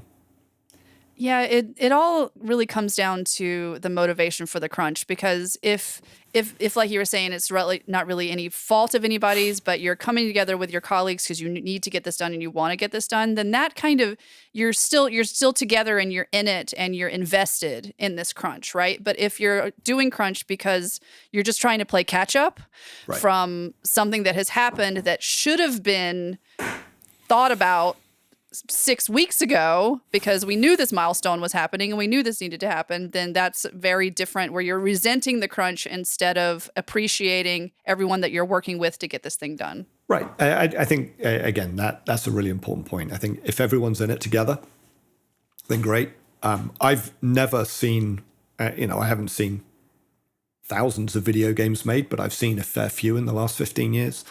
I've never seen any of them come to fruition without some kind of constraint. Like, guys, the time and the money runs out at this point. Yeah. Like that focuses minds and it makes people, because look, everybody expands work to fill a vacuum, you know? Yeah. You know, I've never yet seen a video game come in under time and under budget. I'm sure they have somewhere, but I've never seen it. And so I think constraints actually applied in the right way can help the creative process. But I think, I think everybody needs to be in it, and it cannot be your culture and it cannot be the norm. But yeah, I mean, in every industry, everywhere, crunch, some kind of crunch happens. You've got to work extra hours. Most places give you extra time. They give you time off in lieu. They give you extra money. They do something. I think unpaid, regular, expected crunch is a place that you don't want to be working at. Yeah, you get burnout quick. Very quick. Not even sure it's burnout. You can get burnout not crunching. I just think it's chronically unfair and actually dishonest. I just don't think it's right. So I agree with you. That's the last of like the serious ones, basically. So would you rather have every new game tutorial be like Pokemon levels of unskippable tediousness? Because I mean, you know, playing a new Pokemon game, like those tutorials take a long time, or no tutorials for anything ever. You just have to figure that shit out. So, coming from somebody who plays a lot of EVE Online and Escape from Tarkov, where they just throw you in there. There are no tutorials. I hate the prescriptive Pokemon style. I don't like them. I think the industry has a lot of work to do on how to onboard players. I think it's one of the areas where actually content creators do a huge amount of good, and community does a huge amount of good. And I actually think those I 100% agree. Tutorials and onboarding processes. But yeah, the Pokemon style of it, no thanks. Also, way back in the day, I mean, like you and I are both like of a certain age. There weren't tutorials for most of the games, I would say 25 years ago, because they came with a book that had some of the plays, like your well, they would have the controls. I miss having, they would have at least the controls, and it would tell you, here's how you jump, here's how you climb, here's how you, but I don't really, I mean, I guess Tomb Raider had the tutorial levels, and that's some of the first like really good tutorial levels that I really remember, because you needed to know how to do these things. At least that I played. But, you know, going into Mario, there's no like tutorial levels in Mario, but Nintendo is very good at like ramping up and onboarding. But also look at Mario. Levels. Go fast, go slow. Like you can have a meaningful experience with something which is absolutely intuitive. And I think that, again, sounds easy as part of the genius of what the guys at Nintendo do. Look, games have become way more complex. If you just look at the systems involved, it's going down. So I guess look at something like, I remember playing the Battlestar Galactica board game once. And I spent about 2 hours reading the instructions and trying to work out how to play this bloody game. And it even laid it out. This is a sample first turn. And oh my God, there's so many different things. It's really difficult. Video games are kind of getting to that level of complexity now that you got to find a way to be able to explain those things. But I also think that a lot of video gamers now, their capacity to explore and experiment is actually in many cases decreasing. So, you know, again, Lara Croft, back in the day, you needed to know, I can lift up because they were new mechanics. You hadn't really seen them before. You know, I need to look for the little white markers because that's where I can climb up or whatever. But it was pretty simple. You could get that inside of the first 2 or 3 minutes. Games are just way more complex now. And I think as they go towards those systems like, you know, complex board games do, I wonder if that's something we've lost from the move to digital. Because I even remember when people were first starting to move to direct-to-consumer digital download, you could still get a PDF of the instruction booklet. I used to collect them. Right. Like I used to love the pamphlets out of Yep. all these games, and you would usually get some sort of really cool like concept art maybe, or at least like art that's not quite in the game but is indicative of the game. Sometimes it would come with posters, like the old Zeldas used to come with like little posters that you could put up in your room. I remember when I first got Elite on the Commodore 64, it had a cardboard layout that went over your keyboard. And it basically told you what each of the buttons did. So you could say, oh, this is for, this view and this is this gun. I bet that was whatever. so much fun So you actually had that. And that, I mean, right now I've got to hit escape, go to settings, find controls and work out how I lean right in Escape from Tarkov. It's mind-boggling. But it's a shame. But yeah, I think, games are just more complex now. But yeah, I think you can handhold too much. Yeah. There's a balance. I want to interview someone who is kind of an onboarding expert because I want to know the psychology that goes into onboarding. I think that would be really interesting. I don't know anyone who specifically specializes in onboarding. Because I know a bunch of games who could need their help. Yeah. But I think it's got to be so game specific. Yeah. I mean, I wonder 100%. I just don't know if does it sit the same way that like UI UX development works. There's like some maybe I'll ask Orvar. Principles. Yeah, I bet Orvar knows someone. Interesting question. So the very last one. Okay. Would you rather be an NPC in Skyrim or be an NPC in Fallout? This is a good one because I know Todd and the team at BGS who make both of those games. I would have to go with Fallout. Why? This is probably, I don't know if it's sacrilege. I am way more of a Fallout IP fan than I am an Elder Scrolls IP fan. I love them both, but the game, the amount of hours I've put into Fallout 3, New Vegas, and Fallout 4, and 76 is ridiculous when compared to New Vegas is one of my favorite games of all time. Yeah, it's fantastic. Obsidian, I love you. I think I like the IP more, and I think the TV show kind of just added to that luster of it. And if you look at the NPCs, the extras, I guess they are in a TV show, like it just feels more. They feel kind of more bonkers. Like you never know what kind of story they actually have. With the Skyrims and the Morrowinds or whatever, it always felt like, I don't know, maybe it's more of a fantasy trope and it's sort of more limited. But Fallout feels a bit more real to me. So I think, Fallout. I mean, it wouldn't be much fun being either, to be honest. Yeah, but, that's why I put them together. But no, I think, chance to find a suit of power armor and, go and hit the Wanderer. That'd be good. That would be cool. So I'm also more of a Fallout fan than a Skyrim fan as far as just like the IP and the amount that I've played. And New Vegas is one of my favorite games of all time.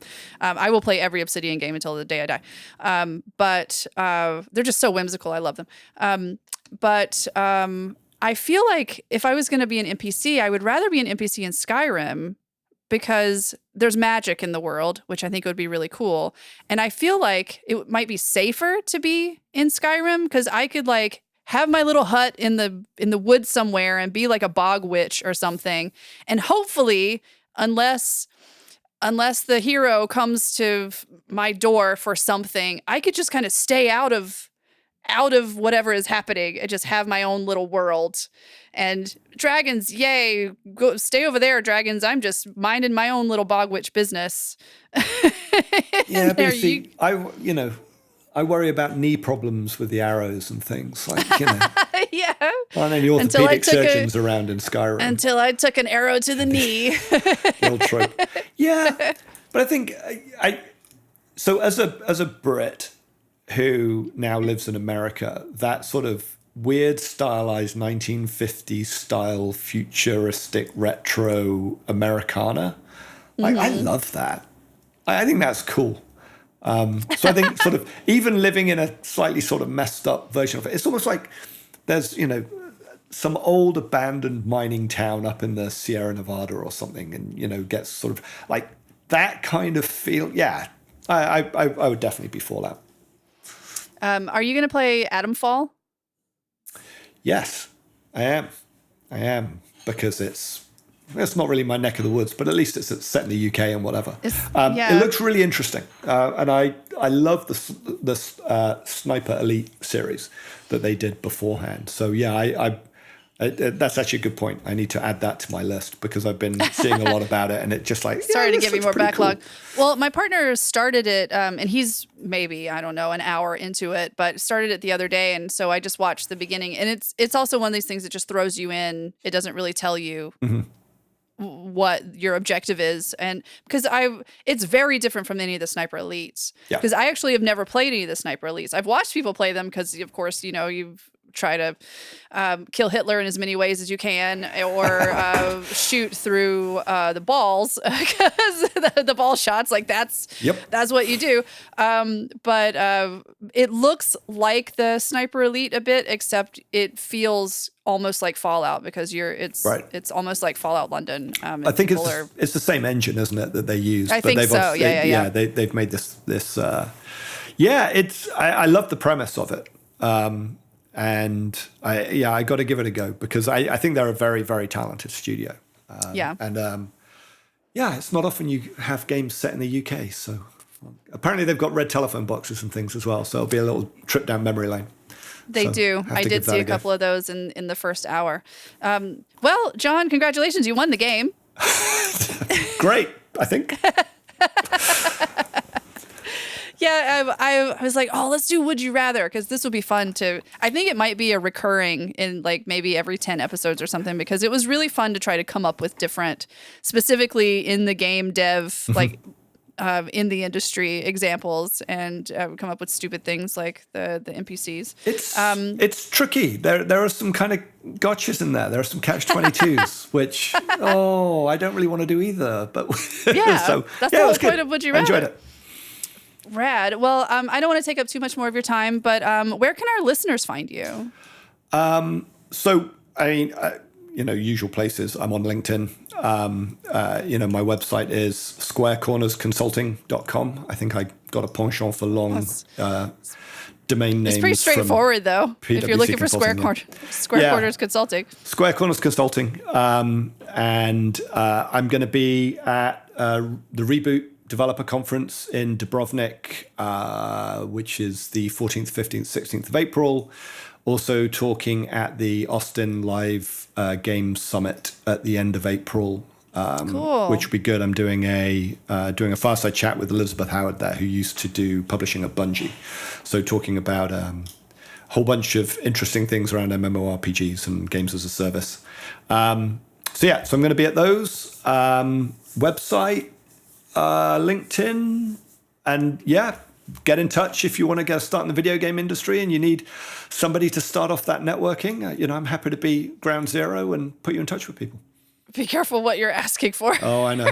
But hey, I think at some point you got to pay it forward. So that's very true. Absolutely. And your talk in Austin, will that be put online afterwards? Do you think? I think so. Cool. Okay. I think so. I'm not sure, but hopefully. Yeah. So maybe in a month or so, look for that with Elizabeth Howard. Yep. Keep an eye out for that one.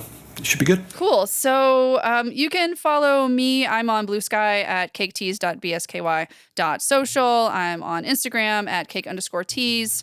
I'm on YouTube as the Cake Tease channel. So I put all of these podcasts on YouTube every 2 weeks. So you can put it on the background. I didn't realize how many people like their podcasts from YouTube. But they do. So they're on YouTube. You can listen to it there. You can subscribe to my YouTube channel. I have a whole playlist that's just the podcast, and it's basically all that's really on my YouTube channel for right now. So cool. You don't get spammed with a whole bunch of videos. So thank you so much for listening to Stupid Little Games. So please follow or subscribe on Apple, Spotify, wherever you get your podcasts. If you liked it, please consider giving us a review or a thumbs up or anything positive. Gets us in the algorithm to be in front of more people. And I appreciate all the listeners so far. This has gotten really great reception in the first few months. And like I said, I met someone at GDC who had heard of the podcast, and I was like, no. She was like, no, I actually have. It was great. So This podcast is hosted and executive produced by me, Jess Pardue. Our logo and theme music are by the multi-talented Bayard Russell.